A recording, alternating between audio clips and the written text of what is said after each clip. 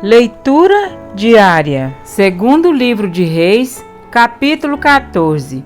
O reinado de Amazias, rei de Judá.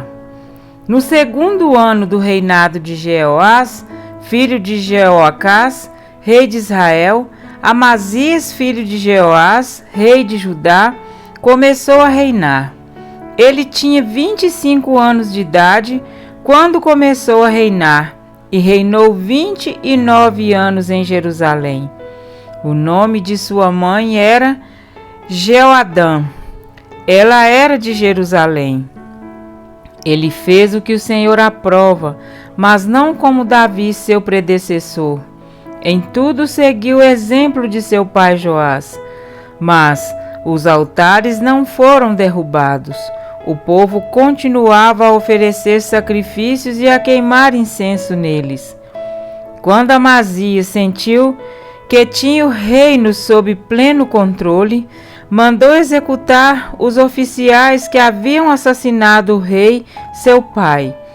Contudo, não matou os filhos dos assassinos, de acordo com o que está escrito no livro da lei de Moisés, onde o Senhor ordenou: os pais não morrerão no lugar dos filhos, nem os filhos no lugar dos pais.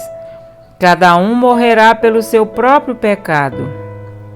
Foi ele que derrotou 10.000 edomitas no Vale do Sal e conquistou a cidade de Selá em combate, dando-lhe o nome de Jocteel, nome que tem até hoje.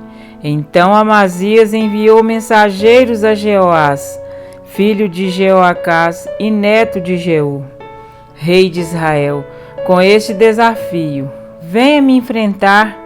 Jeoás, porém, respondeu a Amazias: o espinheiro do Líbano enviou uma mensagem ao cedro do Líbano: dê sua filha em casamento a meu filho. Mas um animal selvagem do Líbano veio e pisoteou o espinheiro. De fato, você derrotou Edom e agora está arrogante. Comemore a sua vitória, mas fique em casa. Por que provocar uma desgraça que levará você e também Judá à ruína? Amazias não quis ouvi-lo, e Jeoás, rei de Israel, o atacou. Ele e Amazias, rei de Judá, enfrentaram-se em Bet-Semes, em Judá. Judá foi derrotado por Israel, e seus soldados fugiram para suas casas. Jeoás capturou Amazias, filho de Joás e neto de Acasias, em Bet-Semes. Então Jeoás foi a Jerusalém e derrubou 180 metros do muro da cidade, desde a porta de Efraim até a porta da esquina. Ele se apoderou de todo o ouro, de toda a prata e de todos os utensílios encontrados no templo do Senhor e nos depósitos do palácio real. Também fez reféns e então voltou para Samaria. Os demais acontecimentos do reinado de Jeoás, os seus atos e todas as suas realizações, inclusive sua guerra contra Amazias, rei de Judá, estão escritos nos registros históricos dos reis de Israel. Jeoás descansou com seus antepassados e foi sepultado com os reis de Israel em Samaria, e seu filho Jeroboão foi o seu sucessor. Amazias, filho de Joás, rei de Judá, viveu ainda mais 15 anos depois da morte de Jeoás, filho de Jeoacás, rei de Israel. Os demais acontecimentos do reinado de Amazias estão escritos nos registros históricos dos reis de Judá. Vítima de uma conspiração em Jerusalém, ele fugiu para Laques, mas o perseguiram até lá e o mataram. Seu corpo foi trazido de volta a cavalo e sepultado em Jerusalém, junto aos seus antepassados, na cidade de Davi. Então todo o povo de Judá proclamou o rei a Azarias, de 16 anos de idade, no lugar de seu pai Amazias. Foi ele que reconstruiu a cidade de Elate para Judá, depois que Amazias descansou com os seus antepassados. O reinado de Jeroboão, rei de Israel. No 15º ano do reinado de Amazias, filho de Joás, rei de Judá, Jeroboão, filho de Jeoás, rei de Israel, tornou-se rei em Samaria e reinou 41 anos. Ele fez o que o Senhor reprova e não se desviou de nenhum dos pecados que Jeroboão, filho de Nebate, levara Israel a cometer. Foi ele quem restabeleceu as fronteiras de Israel desde Lebo-amate até o mar da Arabá, conforme a palavra do Senhor Deus de Israel, anunciada pelo seu servo Jonas, filho de Amitai, profeta de Gate-Hefer. O Senhor viu a amargura com que todos em Israel, tanto escravos quanto livres, estavam sofrendo. Não havia ninguém para socorrê-los, visto que o Senhor não dissera que apagaria o nome de Israel de debaixo do céu. Ele os libertou pela mão de Jeroboão, filho de Jeoás.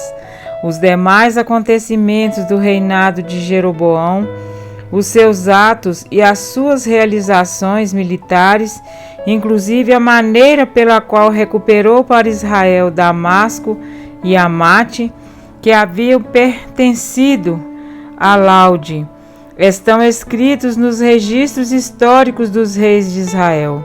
Jeroboão descansou com os seus antepassados, os reis de Israel. Seu filho Zacarias foi o seu sucessor. Amém?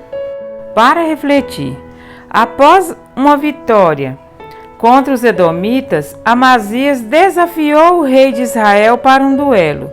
Era como se ele dissesse: "Vem e eu vou te mostrar quem é o melhor."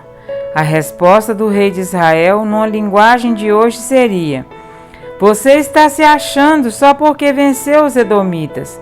Então fique satisfeito e se aquete, porque ficar me provocando sem motivo? Depois não diga que não avisei." Resultado: Judá foi derrotado diante de Israel e fugiu cada um para sua casa. Amazias foi preso, os muros de Jerusalém rompidos, os tesouros do templo e da casa do rei foram tomados, como também reféns foram levados para Samaria. Em guerra entre irmãos só há perdedores. Ambos os lados saem machucados e com feridas difíceis de cicatrizar. Como seu pai Amazias morreu pela mão de conspiradores, ele tinha tudo para construir um reino estável e deixar um legado firme, mas trocou a retidão perante o Senhor pela exaltação própria. Já Jeroboão II, seguindo a mesma linha dos demais reis de Israel, fez o que era mal perante o Senhor. Jamais se apartou de nenhum dos pecados de Jeroboão, filho de Nebate. Já notaram que a referência monárquica de Israel é Jeroboão? Se é para comparar, com inteireza de coração, Davi é o nome. Se é para comparar com coração corrupto e o nome é Jeroboão, o nosso nome pode falar contra ou a favor de Deus e de nós mesmos. Quando usamos para medir força com outros, lançamos por terra qualquer possibilidade de sermos semelhantes a Jesus. Eis o nome que deve ser a nossa referência de vida. Quando estudamos os evangelhos, percebemos que enquanto os discípulos disputavam entre si as melhores posições no reino de Deus, perdiam a oportunidade de aprender mais da humildade e da submissão de Cristo. Enquanto eles estavam na sala onde celebrariam a Páscoa e pensavam em que lavaria os seus pés, Jesus já estava com a bacia e a toalha em mãos, ensinando-lhes uma das mais poderosas lições sobre o verdadeiro serviço cristão. O legado de Cristo é insuperável. Ele nos oferece a oportunidade e o privilégio de recebermos a impressão do seu nome em nossa vida. Os discípulos só compreenderam essa maravilhosa verdade quando todos estes perseveraram, unânimes em oração. Atos 1:14. Eles só seriam testemunhas de Jesus quando estivessem prontos para receber o Espírito Santo. Atos 1:8. Isto é, há um só caminho para sermos portadores do nome de Cristo, seguir o seu exemplo. Jesus não media forças com aqueles que lhe testavam, mas oravam por eles e usava a única arma que tem o poder de ferir para curar, a espada do Espírito, que é a palavra de Deus.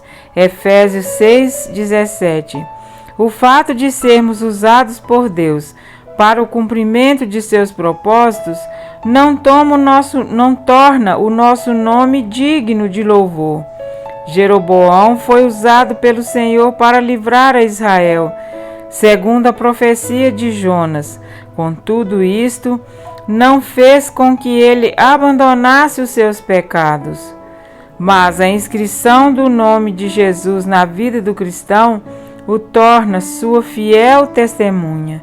Não fomos chamados para medir forças com nossos semelhantes. Fomos chamados para sermos semelhantes a Cristo.